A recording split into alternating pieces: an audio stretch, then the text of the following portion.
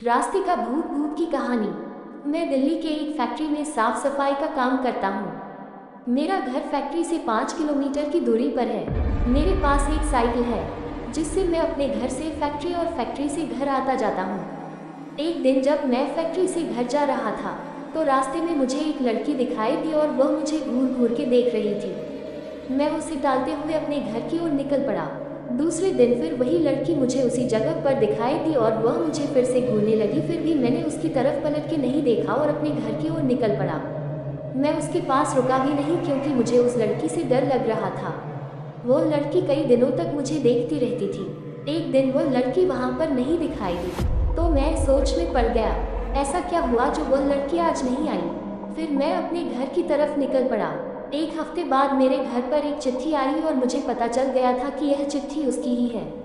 उसमें उसका नाम प्रीति लिखा हुआ था और उसमें से एक फोटो निकली थी जो कि उसी लड़की की थी। मैं चौंक गया कि उसे मेरा पता कैसे चला। उस चिट्ठी में लिखा हुआ था कि कल जब फैक्ट्री से निकलो तो जहाँ पर मैं खड़ी रहती हूँ वहाँ पर मेरा इंतजार करना। उसके दूसरे दिन मैं वहाँ पर पहुँच गया तो वह लड़की वहाँ पर नहीं खड़ी थी। मैंने काफ़ी इंतजार किया, फिर मैं अपने घर की तरफ चल दिया और तभी मुझे याद आया कि वो जो चिट्ठी आई थी उसमें उसका पता तो होगा। फिर मैं उसका पता पढ़कर उसके पते के अनुसार मैं उसके घर मिलने के लिए गया।